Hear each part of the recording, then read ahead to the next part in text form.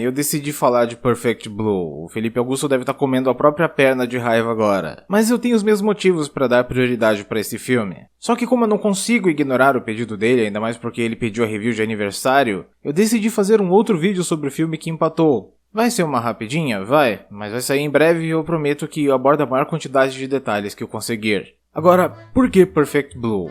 Eu não sou exatamente um grande fã de anime, eu já tive essa fase, mas hoje em dia, eles não me descem. Principalmente os shounens, eu não gosto do ritmo, eu não gosto da exposição exagerada, eu não gosto das histórias rasas tratadas com drama e enrolação para parecerem mais complexas e profundas, as vozes me irritam às vezes, enfim, é como assistir um filme indiano.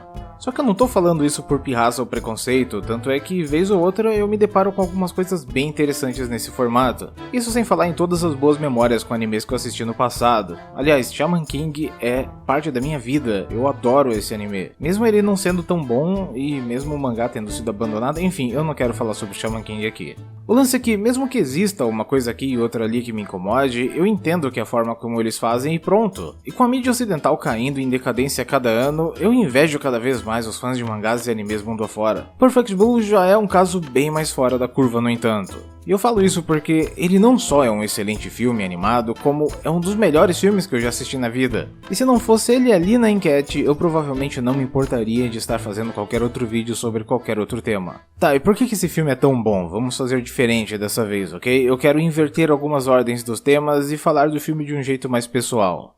Mas vamos lá, olha para essa animação. Ou melhor, olha pro design e pras cores. Esse filme grita anos 90, todo desenhado à mão e com essas cores desaturadas. Quem assistiu animes dessa época como Cowboy Bebop, Neon Genesis Evangelion, Lain ninguém viu, Sailor Moon, Sakura Card Captor, Yu Hakusho, Buck, enfim, quem sabe sabe. Esses animes tinham uma aura bem única e boa parte disso é justamente as cores e os desenhos. Os animes hoje em dia têm essa aparência mais plastificada, linhas mais grossas, desenhos 100% digitais. Eu sei que uma geração toda gosta e acha melhor e eu não tô aqui pra dizer que eles estão errados, mas convenhamos, o uso de CGI ninguém merece, vai. Mas eu divaguei demais, vamos voltar pros trilhos. Apesar de ser muito bonito, a animação de Perfect Blue não é impecável. Existem alguns momentos onde vamos ver o fundo estático como se fosse um retrato, ou até mesmo alguma falta de detalhamento no pessoal menos importante, só que pelo menos quando a animação precisa ser boa, ela fica muito boa. Sabe aquilo que eu falei antes sobre o que eu não gosto nos animes? Esse aqui funciona perfeitamente bem comigo justamente por ser uma espécie de visão de fora da caixa sobre a cultura de ídolos no Japão. Então tudo nele acaba sendo extremamente consciente o tempo todo. Poxa vida, por que a protagonista é tão songamonga, tão complacente? Por que ela fala tão baixo e nunca demonstra confiança? Aqui nesse filme, isso é um recurso, e a ideia é que você se incomode com isso mesmo. Não é uma projeção exagerada de como uma pessoa tímida deveria parecer, não é pra ser bonitinho, a intenção é mostrar o quanto ela é facilmente manipulável por conta da sua fragilidade. Sempre que um personagem age de maneira muito diferente do que a gente tá acostumado em Perfect Blue é simplesmente pelo fato de ele ser japonês. Então é fácil encarar essa galera como gente de carne e osso, mesmo sendo uma animação. A gente sabe que os japoneses têm esse jeito mais reservado e até mesmo mais frio, e isso acaba servindo muito bem a mensagem da história. Bem, e já que eu citei a protagonista, acho que é uma boa deixa pra gente comentar sobre a história dela. A Mima é essa moça fofinha e inocente que se apresenta num grupo de meninas que cantam músicas positivas e dançam com roupinhas de garotas mágicas. Elas são basicamente como aquelas idols sul-coreanas, a diferença é que a maior parte dos fãs delas são marmanjos mesmo. Logo no começo da história ficamos sabendo que Mima pretende sair do grupo e dar início a uma carreira de atriz. Isso até que faz sentido, muitos ídolos adolescentes em algum momento precisam mudar de ares a fim de conquistar um público novo, antes que eles fiquem velhos demais pro antigo. Você imagina que a Mima depois de tantos anos esteja cansada de ficar cantando, talvez ela queira mudar de identidade? E assim, tem gente que não gostou da notícia. Por que será?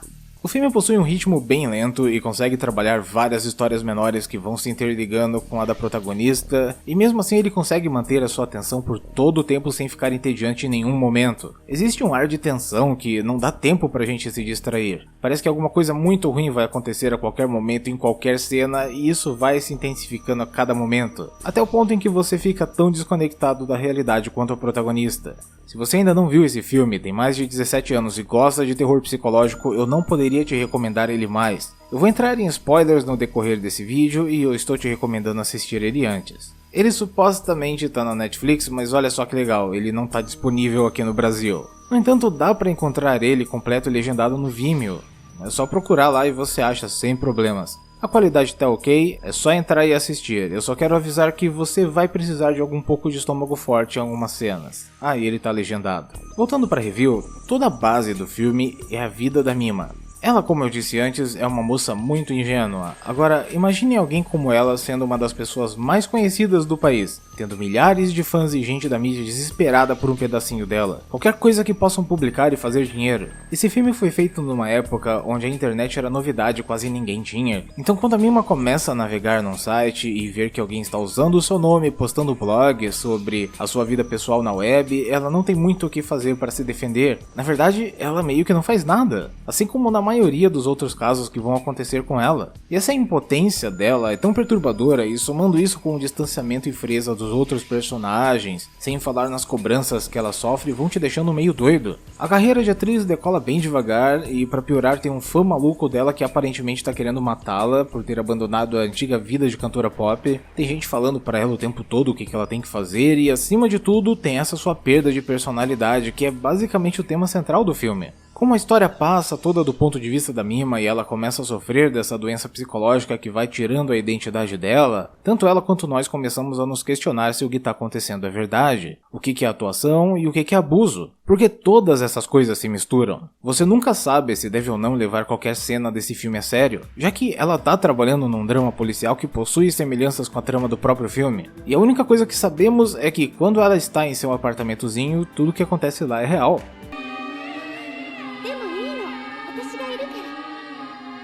Ou será que não?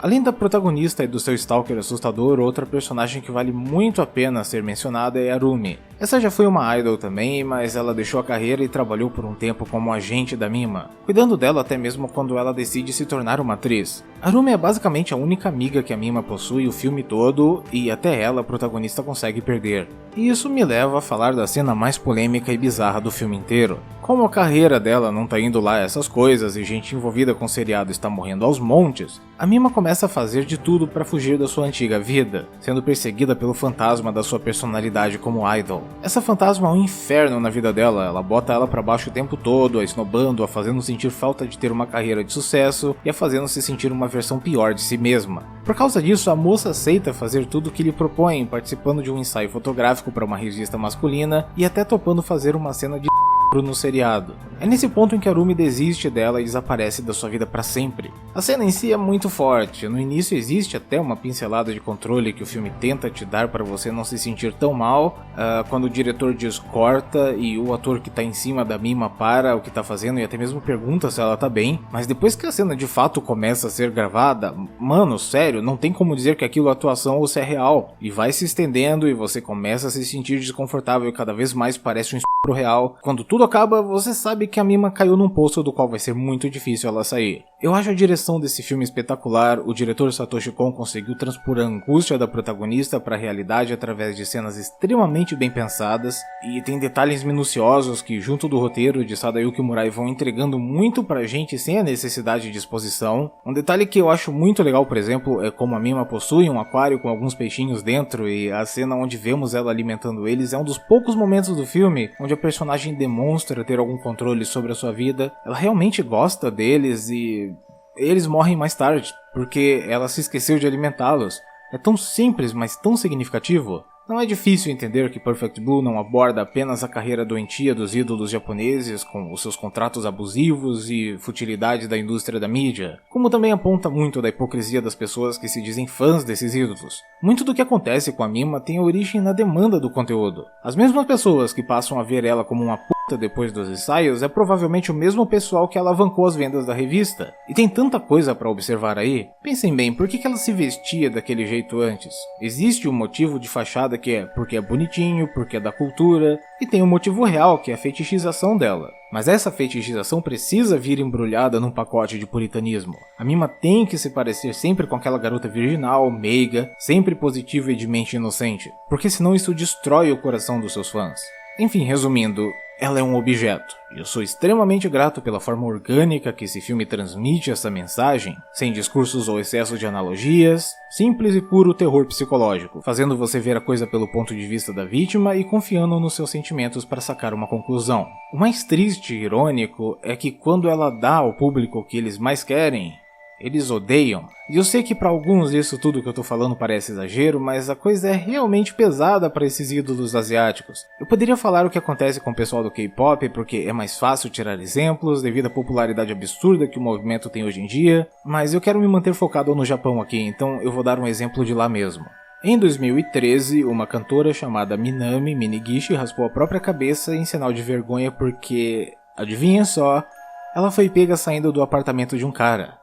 E não, ela não estava comprometida, ela não traiu ninguém, muito menos ele. O que aconteceu de verdade é que havia uma cláusula no contrato dela que a proibia de ter relações sexuais porque isso destruiria a imagem que os seus fãs tinham sobre ela. Eu não tô brincando, pode procurar a notícia. Eu me lembro como isso me marcou na época, eu não fazia a menor ideia de que coisas desse tipo pudessem existir de forma legalizada. Ainda mais num país que tem uma imagem tão forte no mundo todo. Bem, antes de continuar, esse é o momento em que eu agradeço os meus apoiadores que me incentivaram na produção de mais esse vídeo. Muito obrigado Luiz Mendes, Luiz Rabelo, Luiz Henrique, M. Eduarda Dias e Algabiza. Se você quiser se tornar um apoiador também, o link da campanha tá na descrição. Mas se não quiser, é claro que não tem problema algum, mas um like não seria pedir demais. Agora, Perfect Blue é de 97. O caso que eu citei agora há pouco é de 2013. Isso me faz pensar e questionar por quanto tempo as coisas assim estão acontecendo. Eu sei, aqui no ocidente existem coisas parecidas e apesar de não serem tão radicais, nós sabemos que uma quantidade absurda de artistas que fazem sucesso são meros objetos. Desde a sua aparência até as coisas que eles falam e as músicas que cantam, tudo é decidido por alguém. Tudo com a intenção de alavancar o maior engajamento do público, de lançar tendência, e no meio disso tudo o psicológico de alguma dessas pessoas vai pro saco. Tudo o que acontece com a Mima é resultado disso. A carreira de atriz dela, apesar de ter os seus podres, pelo menos é uma escolha dela. E mesmo lá o fantasma do seu passado a persegue, figurativamente e literalmente. Bem, e como só falta falar sobre isso, pra quem assistiu o filme não é surpresa nenhuma, a pessoa por trás dos assassinatos não é o fã obcecado. Ou melhor, é sim um fã obcecado, é a própria Rumi. O cara que vemos agindo feito um creep no filme todo tem sim as suas ideias obscuras na cabeça dele, mas ele não é bem o tipo de pessoa que toma alguma atitude por si só, pelo menos não sem um empurrãozinho. A dedução mais lógica que podemos tirar é que, uma vez que a Rumi foi como a Mima, só que no presente da história ela se encontra mais velha e fora de forma, ela começou a nutrir um certo misto de inveja e obsessão pela moça, projetando nela sua juventude perdida e o corpo que sonhava em ter de novo. Ela fica completamente fora do controle depois que vê a gravação da cena de da Mima e a partir disso a sua segunda personalidade acaba imperando. O ápice do filme é bizarro e triste ao mesmo tempo. A Rumi, vestida com o uniforme da época de cantora da Mima, sai pelas ruas atrás dela tentando esfaqueá-la. É extremamente tenso ver como ela não possui mais controle algum sobre a própria vida. No final ela é atropelada e internada num hospício, onde ainda acredita ser a Mima, enquanto a mesma parece estar começando a entender que a sua identidade é seu bem mais valioso. O filme acaba incorporando a Mima criada pela mídia como uma personagem independente, que no final termina por ir para Rumi e deixa sua antiga hospedeira em paz. Você olha para essa cena da Rumi na clínica e vê nela o retrato de um ídolo que foi consumido plenamente pela imagem que fizeram dele. A Rumi também foi uma vítima. Cara, eu amo esse filme, ele é um dos melhores que eu já vi na vida e a sua magistral execução é o motivo pelo qual ele sempre vai estar no meu top 5. Não que eu tenha um top 5 muito relevante, eu não me considero um cinéfilo, mas Perfect Blue é com certeza uma obra-prima, e eu não preciso ser cinéfilo para ver isso. Eu gosto bastante de obras acusatórias, sabe? Alguns países são melhores em esconder a sujeira debaixo do tapete do que outros, e o Japão é um deles. Parece que cada pedaço de mídia popular que vem de lá tem alguma história triste por trás envolvendo abuso, e não é difícil ver pessoas confirmando isso. É por isso que eu adoro Evangelion, eu amo os dois finais da série, quer dizer, os primeiros dois finais, eu não vi o último filme, eu confesso que o novo visual me repeliu um pouco, e por falar em Evangelion, Shin Godzilla é outro filme bem incriminatório sobre burocracia excessiva, cargos inúteis e meritocracias furadas deles. E assim, tem gente que é absolutamente apaixonada pelo Japão, e eu não sei porque não seriam, é um país lindo, cheio de cultura e identidade, temos personalidades incríveis de lá que ajudaram até mesmo a moldar o nosso caráter, mas um país não é uma pessoa e não existe necessidade de pisar em ovos na hora de criticar a imagem de um lugar. Filmes como Perfect Blue servem como um grito de socorro e um alerta vermelho sobre algo muito doente acontecendo bem debaixo dos nossos olhos. Ou dos olhos deles. O terror do filme não é exatamente daquele tipo que vai te deixar com medo, mas sim daquele tipo que te deixa ansioso e angustiado. E parte desse sentimento vem da sua trilha sonora, muito parecida com a de Silent Hill, aliás, em alguns momentos.